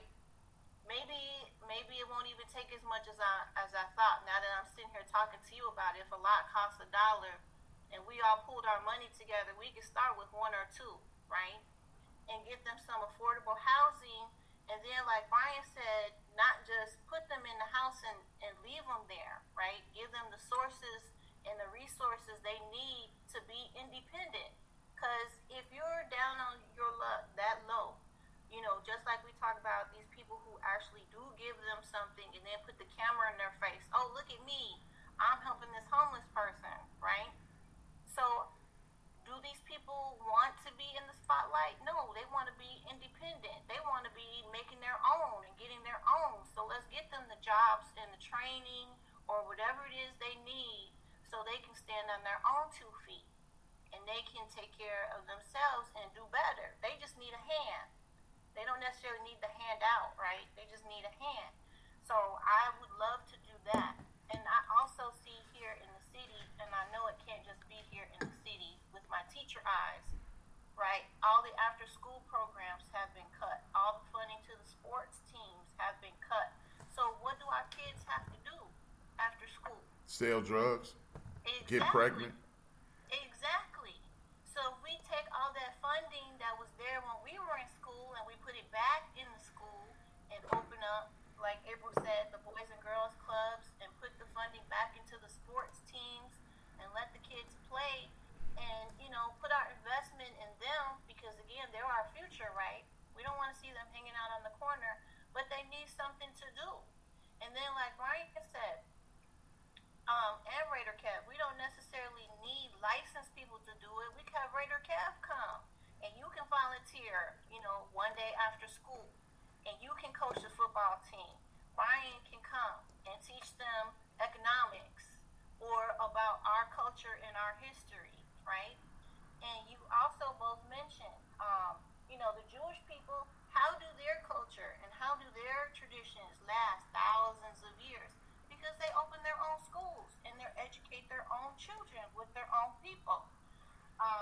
You may not even know this, but a lot of Asian communities, like Korean American families, come here and they have school on Saturdays. Saturdays, So yes. while the kids are here and they're, you know, becoming Americanized, they still learn their Korean writing and reading and their traditions at Saturday school. Mm-hmm. You know, so that's where I would put my money. And then for me, I'm always jealous of Brian with his Lake Michigan view. I've always wanted a beach house. That would be for me for winter. We're getting out of Chicago. We going on the beach, and everybody's welcome to come. Come stay with me at my beach house. Hey, it ain't so great having this Lake Michigan view. Damn streets is loud. That's why We my go someplace warm. We wouldn't yeah. That's go to hey, school there you go. now. Because in a couple months, that lake, that view I got gonna be ice. It ain't gonna be the lake. It's gonna be a big ice. A big. We want someplace warm for the beach house. Right, right. Yes. Me, I actually have a step-by-step plan. Because I was not an A student. I had the ability, like my sisters. You don't know how many times I got slapped upside my head messing around with my sisters. Phyllis and Bo. We call her Bo. Her real name is Theodora. We call her Bo. Bo and Phyllis got me slapped upside my head. I couldn't wait for them to graduate. We all went to the same elementary school. I couldn't wait for them to get the hell out of that damn school. So my mother would stop saying A, B, A, B, A, B, C's. But it wasn't that I didn't have the ability to get A's and B's. What it was is I just didn't care about what they were teaching. I was telling Ray the Kev early today. I had said, man, William E. Gladstone, I would argue, might be the greatest elementary school in the history of Chicago. And I'm talking about not because I went there. Those people, the teachers, I had an aunt who was a teacher.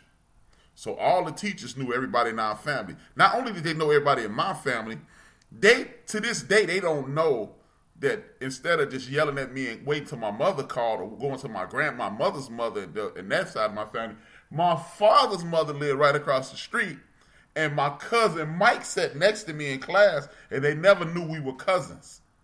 So they would have snitched on me in both areas and got me in trouble. All the teachers, like, I had the same 7th and 8th grade teachers as both my sisters, and 5th grade teacher. And so all these teachers knew my mother, and all these teachers knew all my friends, aunts, kids. They knew their aunts, their cousins, and their mothers. So these people actually cared about us. Miss Lewis, Miss Dow, Miss Adams, Miss Bullock, Miss Johnson. These people knew everybody in the neighborhood. So when you walked in that school, give you an example.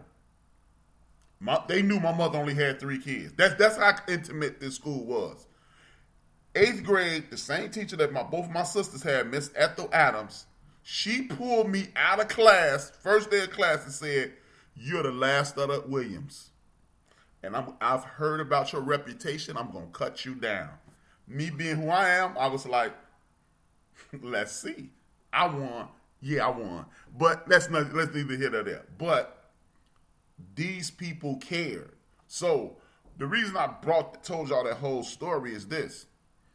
When you are a student, They have scholarships. They put, we're going to put you in this Whitney Young program. We're going to put you in this Lynn Bloom program. We're going to put you in all these big-time academic programs to help uplift you. My daughter was in the same kind of program.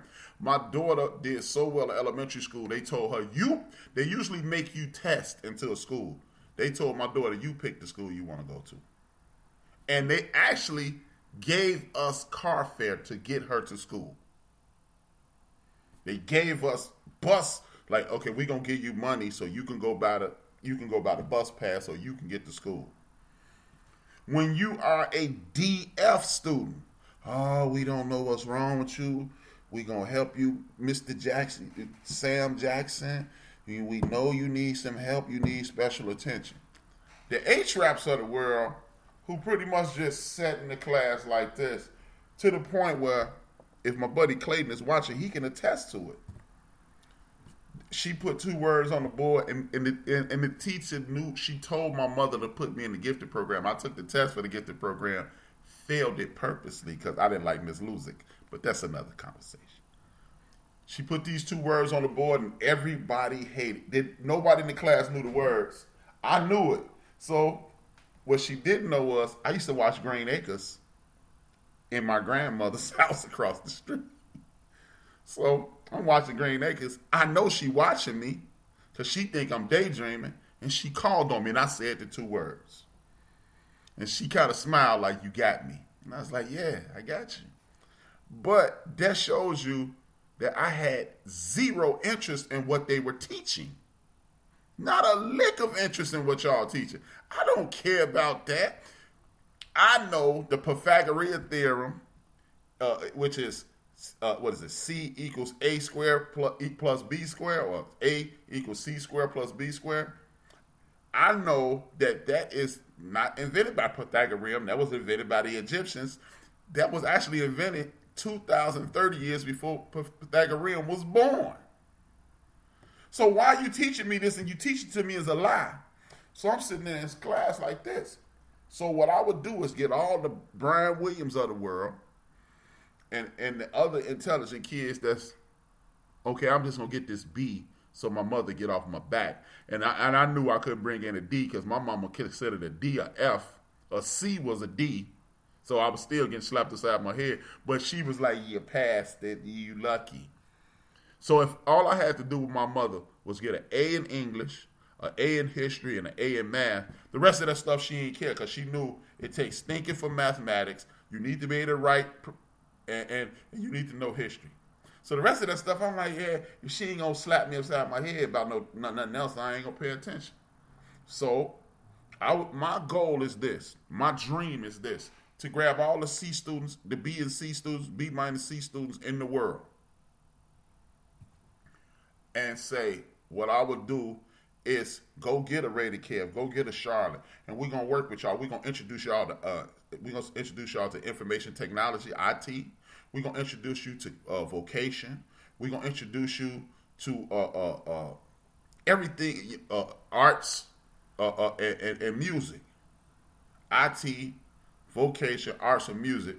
And what I'm gonna do is those C plus, the C minus to B minus students, if you can pull yourself to an A and a B, what we're gonna do is reward you. We're not gonna reward the dude who get all the A's, because that's easy. We're gonna reward the kid with the greatest improvement. So if you got a C and you pull your GP up to 4.0, that means we've tapped into whatever you like to do. So what I would do then, and I told you this last night, Raiden, I would take those children and take them down south and let them see a plantation. And we're going to start this in 4th grade. You're going to see a plantation in 4th grade. So when you think, oh man, my mom won't let me play the Xbox, I'm having a horrible day, we're going to show you what a horrible life looked like. Then we're going to take you to Yellowstone Park the next year. Then we're going to take you to D.C. Then we're going to take you to Niagara Falls. We're going to take you outside these concrete jungles so you can see the beauty of the United States, which should inspire you to see the beauty of the world and inspire you. So now you could potentially want to be a musician. Miss Adams took us to the symphony. She took us to the ballet as a class trip. They took us to Miss Johnson took us to restaurants as a class trip, eating foods we would have never otherwise tasted. That's why I say, man, William E. Gladstone was the greatest institution of elementary learning you will ever have. And these ladies, let me show you how great it is. First grade, Head Start, Miss Bush. First grade, Miss Bradley. Second grade, Miss Zach. Third grade, Miss Johnson. Fourth grade, Miss Bullock. Fifth grade, Mr. Nowak. Sixth grade, Miss Dow. Seventh and eighth grade, Miss Adams. I'm 50 years old. That was 35 years ago. That was 35 and 40 years ago. These people still affect me. Anytime I watch, let me show you how awesome these teachers were. When I watch the news and I hear somebody say $18,480. When I hear $80, I hear Miss Adams stop us, say, no, read that again. It's $18,480 and 50 cents. And it's not into the decimal ends. I listen to Miss Adams when I watch the news and I hear people say wrong things. And I go, that's not how you say that. I'm 50. I haven't seen Miss Adams since 1984. But I still hear her. And when you tapping into Ray Shannon at Westinghouse Vocational High School, who this dude Richard Benzel, who was caught running a child pornography ring at Collins High School, and he was at my high school currently, and he was my first peer drafting teacher, and Ray Shannon took over that class, and when kids started making fun of that, he stopped us from laughing. You don't laugh at other kids being hurt. That's because Ray Shannon cared. When I used to get suspended from school all the time for being in class clown, and Mr. Payne caught me clowning in the class, in the hallways, and took me to his office. He said, is this why they kicking you out of class? I said, yeah. He said, man, I thought you were a disruption. Tone this down. I never had another issue with Mr. Payne. I had one more time in that office. Fresh senior year, Mr. Payne called me in his office over the PA system to show you how much the people in my life have cared for me. Mr. Payne, senior year high school, called me over the PA system, yelled my name, and we're in division class homeroom. And all my boys say, man, you ain't even done nothing. We only got here 10 minutes ago. I don't know. Mr. Payne told me. I walked in Mr. Payne's office, God rest his soul. He said, look around my office, man. I looked around. He said, you see everything? I said, yeah. He said, if you see anything in this office again, you will see it next year. Cut out the foolishness. It's time to get down. So that's why I want to show these young people mathematics. I used to be a sports junkie, like sports was a drug. I would wake up in the morning if I ain't had nothing to do and watch the Sports Center until it didn't come on anymore. It got to the point where I was memorizing what Dan Patrick and them was saying. That's how much I liked sports. But as I told you today, I really liked music, but they cut Mr. Walter. I saw my sister Phyllis. I saw my sister Theodora play the piccolo, play the flute, and the clarinet. I saw my cousin Eric play the saxophone. I wanted to do that, but they cut the damn music program. I told Ray DeCare today, if all the fun and everything I got out of sports, I would trade it all in to learn how to play a musical instrument. Because at one point I used to get angry, but when you see rich people with their anger issues, what do? They go play instruments and work it out. That's why our kids are probably out here hurting each other, because they have no release for all this stuff in them that they don't even know. So that's what I would do. I would introduce kids to IT. I would introduce kids to vocation. I would introduce them to arts, which is our actual art, sculpture, painting, and things of that nature, and music. So you will have a means to let this out of you, that anger that's out of you. So if I had the money, that's what I would do. So I hope I wasn't too long-winded, but I'm really passionate about that. If I had the means, I would do it. So because it's just so much stuff trapped inside of, especially our kids. It's trapped inside of it. And April, I just text somebody. I text the person, and they're going to get back to me. So if you tune in next week, and I'm not just trying to get you to do it to tune in, but I will type it in the chat room, the information you need, so April could get what April did. I got a dude named Nathan that I know. He did it. And he was finna come up all the way, because his plan was, when the Olympics was here, was to teach the cops etiquette. So he'll still be swimming in bread. So with that being said, man, thank y'all. Y'all got any parting shots before we go? I think we covered everything. Okay, we covered everything, man. Thank y'all for tuning in. Thank y'all for always assisting me and being with me. We have turned this into a get down, a real deal. I want to thank everybody who supports me and Rated Kev. I need y'all to go to Rated Kev on YouTube, hit subscribe, hit like, hit the alert button. So when Rated Kev goes on, he uploads his videos. You'll get his information. I saw my man D. He in that Finest Wine Cooking. Please go to Finest Wine Cooking channel. Subscribe to that too. We still sending prayers out to my brother Rated. Not Rated Kev. Rated Kev already beat that. D Great. Send it to my man D Great. All the positive energy to the Great family. Send it to everybody in California. Send it to everybody worldwide. Say a prayer for everybody worldwide because everybody needs it. Understand this, brothers and sisters. We are living off the prayers of our grandparents. You ain't living. This is not grace that you created. Your grandmother prayed her behind off, so we're going to keep going. We're going to keep that positive energy going, and you're going to help your grandkids. We're going to start praying for our great-grandkids, great-grandkids, and that's how we're going to get out of this. I want to salute the people who bring me joy, who help me every day, and that is Lamont King.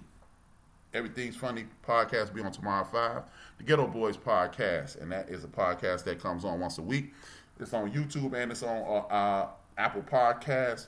Tariq Nasheed, Nori, Drink Champs, Talib Kweli, Ray Grady, Zoe Williams, who's on right now, Corey Holcomb, who came on every Tuesday, Craig Smith with Craig Facts, come on Tuesdays and Thursdays, on right now, Al Sharpton on Sirius Satellite Radio, Clay Kane, Sirius Satellite Radio. People that don't have Sirius Satellite Radio, it's free to the 6. It's free to the 6, and they'll give you a 3-month subscription. All you have to do is do like my man Kev, my man Ben say, switch up that email address, you get your whole year on the free. But then you go Heather B, the brother Clay Kane, the most awesome Laurie Daniels favors. It's like Murray, but Laurie. This is something important. I'm going to talk about this Tuesday, and I want you to say a prayer for this man. He calls himself the Black Eagle. His name is Joe Madison. He's in his 3rd week of a hunger strike to protect your voting rights. Download the 3-5 calls apps and reach out to your state senators and representatives and tell them to get off their ass so Joe Madison will not get sick. If this man is 70-something years, he's 72 years old, and he's putting his life on the line. He's a cancer survivor. Do this for Joe Madison. Reach out to your state senator, state representative, so they can get, so Joe Madison can eat a meal. And because he putting his life in jeopardy at 74 for you. He don't know you, but he's doing it for you. Joe Madison. I'll call him Baba. I don't know if he would accept that, but this is one of the greatest minds in the history of the United States of America. He goes by the name of Dr. Greg Carr and the Queen Mother, Karen Hunter. I want to thank y'all for tuning in. Every Tuesday, I'll do interviews. I'm going to talk about things that are important to help us, and we're going to try to heal each other. I'm going to have people on. Well, I don't care what you're doing, and then what you're doing, I'm going to have you on, and you're going to talk about it. We're going to uplift each other. And then Thursday, me, Kev, and Charlotte, and we may have some guests on with us, and we're going to talk about something every week. Hopefully you get something out of it. And Saturdays, I'll do a hip-hop show. I am a insane. You know what? It's either going to be Friday or Saturdays. As of now, it's Saturdays. But I'm an insane hip-hop head. If you want to learn about the classic sound of hip-hop, tune in. They changed the rules. I used to just play music, but what I'm going to do now is I'm going to play some music, and I'm going to have a guest, and we're going to talk about the music that you heard. And we're going to talk about why you love hip-hop and why people should pay attention to hip-hop, because hip-hop and pit bulls are the black. Hip-hop is the black people of the music industry, and pit bulls are the black people of the animal world, because everybody tell you that a pit bull will hurt you in it, but pit bulls are the kindest animals you will ever come in contact with. Believe it, the fun fact about pit bulls is a created breed, and every time they attacked a human, they killed that dog. So they are not naturally aggressive towards people. You have ignorant, monstrous people who train those dogs to be attackers and fighters, and that's why you get those dogs with that temperament and they hurt people. But with that being said, look, I love my people. I love my tribe. We ain't gonna call each other up. Race is a made-up construct. It is. You were not talking about race you were a part of before you got your ass to North America. People were Italians, people were Irish, people were German, and in all 52 different segments of the continent of Africa.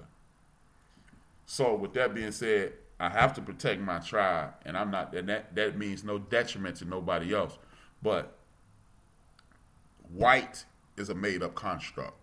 Black is a made-up construct. The only way white works if we buy into black. The only way black works if we buy into whiteness. So if we realize that we're really tribal people, and we're human beings, and you definitely have pride in your tribe, but at the end of the day, if you needed a pint of blood and we the same type, you're not gonna look at me. I don't want no black blood. You got some dumbass people that do that, but that's what we're here for. We're trying to advance the human experience. Me, Charlotte, and Kev are trying to advance the human experience. On Tuesday, I try to uplift my tribe because my tribe has been beat down to, as my Aunt Rita would say, beat down to buck private. We're trying to all be generals, though. So with that being said, do something good before something bad happens to you, and dream those dreams, and man up and woman up and live your dreams, because life without dreams flows in black and white, and life with dreams flows in Technicolor surround sound. I got my sister Charlotte, my brother Rated Kev, and my brother Mo is going to take us out. 2 fingers, 1 word, I am out. We lust for that cheese, we lose sleep, dreams of that cream. We killing our teams, they down for this American dream. Them government schemes, they turning us to hustlers and fiends. We hustling trees, the politicians smuggling green. Chasing that cheese, got everybody stressed in the streets. Water me for speaking freely, let it breathe, let it breathe. Evangelists preach to congregations out of their seats. They writing them checks for ties, now as people can't eat. She stripping for change for school, now she giving them brain. She's used to that loot, she earning, now she giving them strain. He new to this game, but hungry, so he clicking his cane. He getting that paper, but then they gave him tools to the brain. It's rules to this game, but hustlers never hustle for fame. The spirit of greed is grimy, so we struggle to change. They put us in chains and take away our African names. But if we submissive and don't resist, then who do we blame? It's all a game, man. These Europeans thinking they claim that you a victim of their game plan. You thinking they ain't, you thinking they saints. Remember all them niggas they hang? Killed our women and our children, all our leaders is slain. They gave us Obama, but that nigga was hoping for change. But Zimmerman is killing niggas and he free.